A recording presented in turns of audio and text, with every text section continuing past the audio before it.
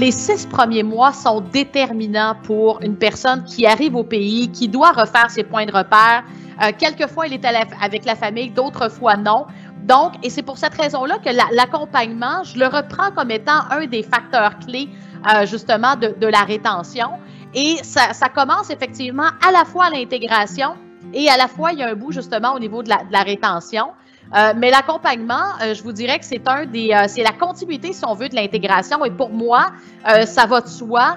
Vous devez effectivement, je vous dirais, entre entreprises, vous préparer à accueillir quelqu'un. Véronique, Martin l'ont mentionné, l'importance effectivement d'être bien accompagné. Que ce soit par des firmes externes, que ce soit par vos ressources locales, vous avez une multitude d'outils, d'intervenants, de ressources qui sont là effectivement pour vous aider.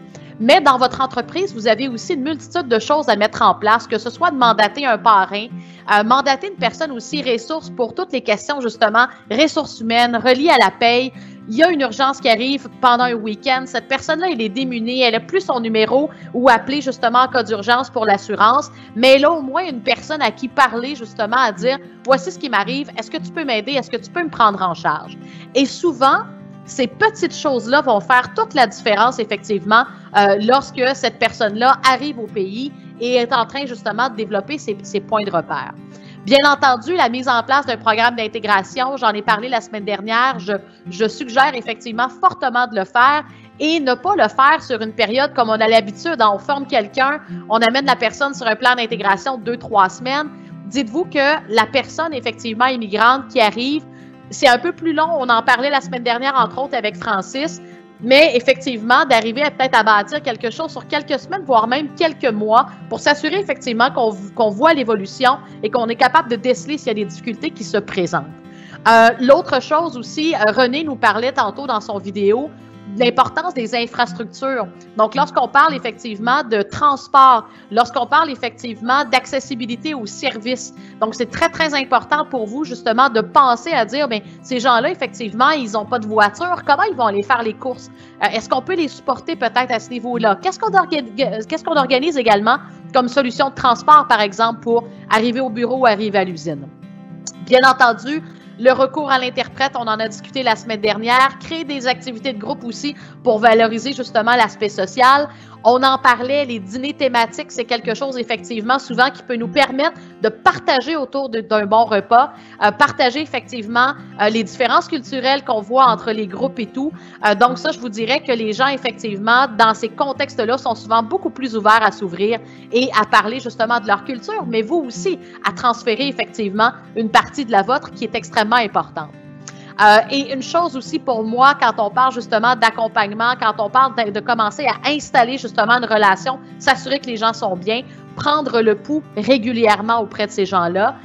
Et je vous invite à le faire de différentes façons parce que ce n'est pas tout le monde, voire même aussi culturellement parlant souvent, d'être inné, de dire qu'on va partager ce qu'on ressent ou qu'on va partager comment on ressent certaines choses. Alors, simplement vous dire que oui, vous pouvez le faire en one-on-one, et je m'excuse pour l'anglicisme. Oui, vous pouvez le faire effectivement en sondage. Si vous avez plusieurs employés qui sont intégrés en même temps, n'hésitez pas à y aller avec un sondage anonyme. Alors, ces gens-là vont peut-être être à l'aise à vous partager certaines choses. Si vous faites affaire avec une firme externe ou encore une ressource locale, peut-être aussi demander à ces gens-là de prendre le pouls pour vous. Parce que quelquefois, les gens vont peut-être être plus ouverts, effectivement, à partager ce qu'ils ont vécu parce qu'il y a un lien de confiance qui a été tissé dès le départ. Un autre aspect qui, pour moi, est très important, Martin, effectivement, en a parlé beaucoup aussi, toute la partie formation-développement. Pour moi, c'est une double clé. Le volet formation, bien entendu, ça peut être effectivement une mise à niveau sur les normes du Québec. Ça peut être effectivement le développement de compétences, des certifications supplémentaires, des accréditations qui vont aussi contribuer non seulement à former l'individu, mais également aussi à le valoriser. Alors ça, c'est quelque chose qui est vraiment très, très intéressant. Et dites-vous que ça peut commencer aussi dans le pays d'origine et ça peut aussi se continuer lorsque la personne arrive en poste ici. Tout l'aspect santé-sécurité. Il ne faut pas effectivement prendre pour acquis que ces gens-là, quand ils arrivent ici, ils ont une connaissance élaborée à ce niveau. Alors, santé-sécurité, très important. La francisation, sachez que vous pouvez être épaulé, subventionné aussi également à ce niveau-là. Et on en parlait la semaine dernière, dans l'intégration et la rétention, la francisation, la maîtrise de la langue va faire une immense différence à ce niveau. et toute la partie, justement, formation interculturelle. Et la formation interculturelle, pour moi, rappelez-vous, ce n'est pas à sens unique. C'est pas uniquement chez nos gens qui arrivent effectivement en sol québécois, mais aussi chez nos employés locaux. C'est extrêmement important, effectivement, d'avoir cette espèce de mixité-là où encore on est capable, justement, de comprendre la culture des gens avec qui on évolue, avec qui on partage notre quotidien. Et toute la partie, justement, développement, Martin en parlait, la mise en place d'un plan de développement, le plan de progression de carrière. C'est quelque chose qui, pour des gens qui viennent nouvellement d'arriver au pays, c'est extrêmement intéressant de pouvoir se projeter dans le futur. C'est très motivant, c'est également très valorisant. Ce qui est important pour moi, puis j'ai mis une petite étoile au niveau du plan de progression de carrière, c'est une technicalité, mais je veux quand même le spécifier de nouveau. À noter que si la personne est sur un permis de travail, dites-vous que le permis de travail, il est toujours justement livré, si on veut, pour un titre, une tâche, un salaire, OK? Donc, à moins vraiment d'avoir autre chose sur lequel, si la personne, par exemple, elle était déjà au Québec, c'est une chose, mais simplement vous dire qu'avant de penser, par exemple, à faire progresser votre personne dans la même année, par exemple, ou sur le même permis de travail, dites-vous effectivement qu'il y a peut-être certaines étapes à faire, comme peut-être justement procéder à une nouvelle demande. Donc, tout ça pour dire que regardez avec vos experts en immigration, advenant le cas où vous désirez effectivement faire progresser cette personne-là, par exemple, d'un poste, par exemple, d'avantage de manœuvre, contributeur individuel à un poste de supervision, parce que vous voyez que la personne a effectivement des compétences pour le faire. Alors, juste vous assurer effectivement d'agir dans la légalité avec le permis de travail. Donc, l'autre étape comme telle, l'écosystème. Et je repasse effectivement à la capsule avec René en début de rencontre. C'est essentiel effectivement pour réussir à garder notre main-d'œuvre ici et nos gens issus de l'immigration. Alors, bien entendu, d'avoir un bassin d'emploi d'envergure, d'avoir effectivement l'accès à des emplois intéressants pour ces gens-là, c'est une des choses qui est très, très importante pour la famille également qui accompagne la personne immigrante. Mais vous avez aussi, bien entendu, les infrastructures adéquates, que ce soit au niveau du logement, au niveau du transport, au niveau des services éducatifs, toute la partie activités socio-culturelles également qui sont extrêmement importantes. Et on en parlait avec Sophie la semaine dernière au niveau de la ville de Saint-Jean, des multitudes de programmes et de choses qui ont été mis en place. Vous êtes très bien accompagnés localement parlant pour être capable effectivement de bien intégrer vos gens et faire en sorte qu'ils demeurent avec vous. Il y a aussi toute l'ouverture de la population locale et je vous disais justement que mon équipe et moi avons l'occasion justement d'intégrer plusieurs centaines de personnes par année.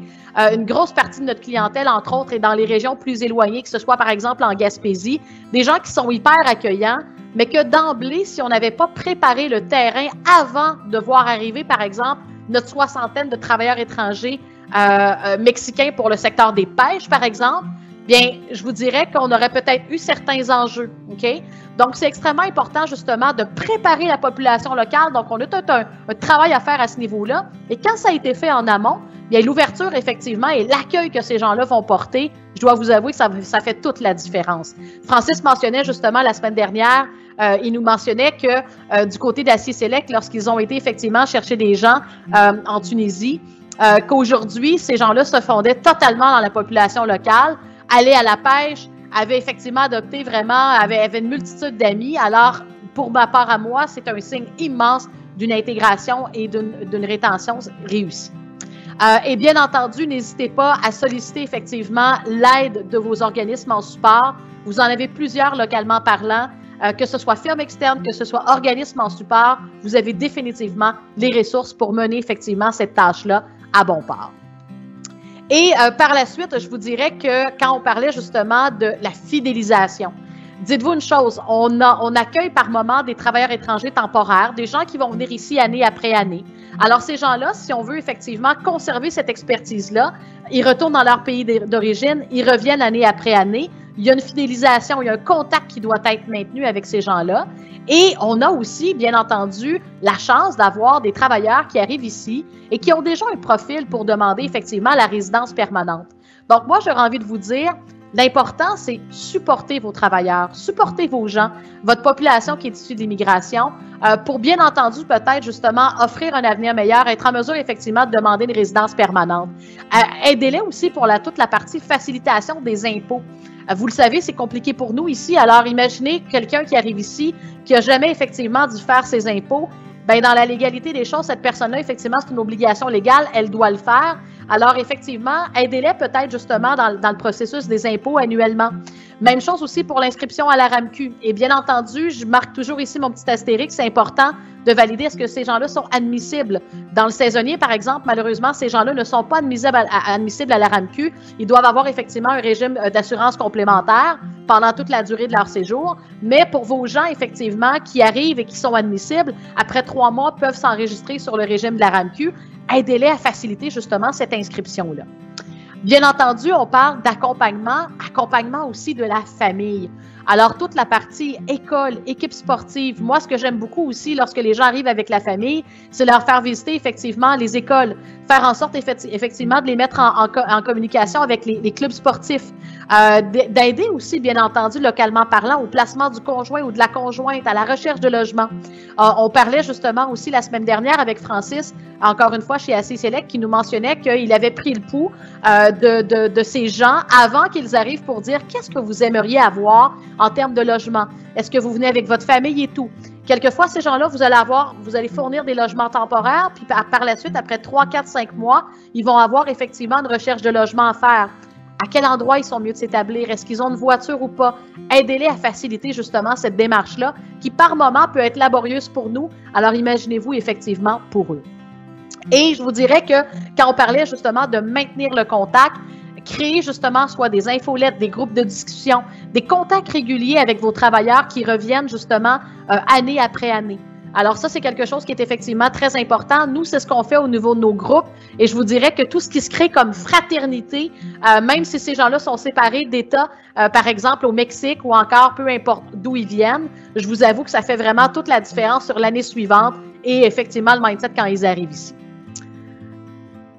Alors, en terminant, je vous dirais que la rétention est probablement une des étapes les plus, je vous dirais, difficiles. Hein? Puis, on pense souvent que de faire venir nos travailleurs, de faire toutes les démarches d'immigration, de réussir à obtenir justement le permis, donc l'autorisation qu'ils viennent ici puis qu'ils récupèrent leur permis au port d'entrée, l'intégration en les premières semaines. Mais je dois vous avouer que l'étape qui est très importante, mais souvent négligée, c'est la rétention. Donc, on le sait, je pense que c'est René tantôt, justement, c'est Hamid, effectivement, qui en parlait, qui mentionnait que les 6 premiers mois sont des mois, effectivement, critiques. Les 3 premiers mois, généralement, les gens sont dans une espèce de lune de miel, tout va bien, ils découvrent effectivement le pays. Donc, pour eux, effectivement, ça se passe quand même relativement bien. La famille est peut-être loin, mais ils n'ont pas eu l'occasion encore trop d'avoir de choc. Mais à partir du 3e mois, 4e mois, 5e mois, ça commence effectivement à être beaucoup plus difficile. Quelquefois, la famille dans le pays d'origine, il peut y avoir des gens qui sont malades, des décès et tout. Et là, je dois vous avouer que ça commence à entrer en ligne de compte, effectivement. Et cette étape-là, ils ont besoin effectivement de vous pour se sentir bien épaulés et bien chez eux.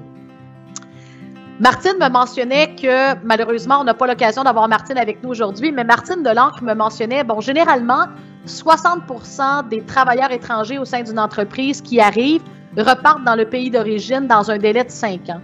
Et je trouve ça hyper intéressant de vous mentionner que pour Saint-Jean, l'équipe de l'Ancre me mentionnait que pour eux, le taux à ce niveau-là, c'est beaucoup plus bas. Alors ça veut dire que vous faites un excellent boulot pour intégrer effectivement vos gens et faire en sorte qu'ils sont bien ici dans la MRC du Haut-Richelieu. L'autre clé du succès, quand on vous parlait justement tantôt, c'est la capacité vraiment de chacun de vous, des employeurs comme tels, à bien intégrer les gens socialement à l'intérieur d'une organisation, mais aussi quand on parle de cercle social, c'est beaucoup plus large à ce niveau-là. C'est aussi à l'extérieur des murs, si on veut, de l'entreprise.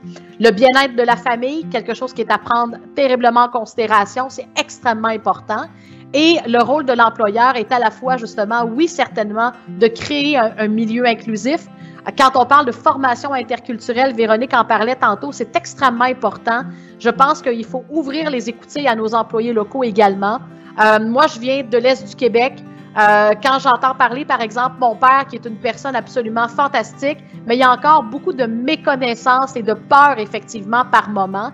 Et ça, je vous avoue que peu importe qu'on habite plus près de Montréal ou non, c'est quelque chose, effectivement, qui est à casser, si on veut, ou qui est à démystifier. Alors, la création d'un milieu inclusif, n'hésitez pas, faites appel à vos ressources locales, allez chercher des experts en formation interculturelle. N'hésitez pas effectivement aussi à partager l'expérience que vous avez eue en allant visiter peut-être ces gens-là dans leur pays d'origine avant qu'ils arrivent ici. Et toute la partie vraiment soutien, formation en entreprise, on en parlait justement à la fois avec Service Québec pour la partie francisation. Vous avez l'équipe de l'ANCRE, vous avez l'équipe du MIFI d'un point de vue immigration qui peut aussi vous aider. Donc, il y a beaucoup justement de ressources locales et qui peuvent effectivement vous aider à ce sujet.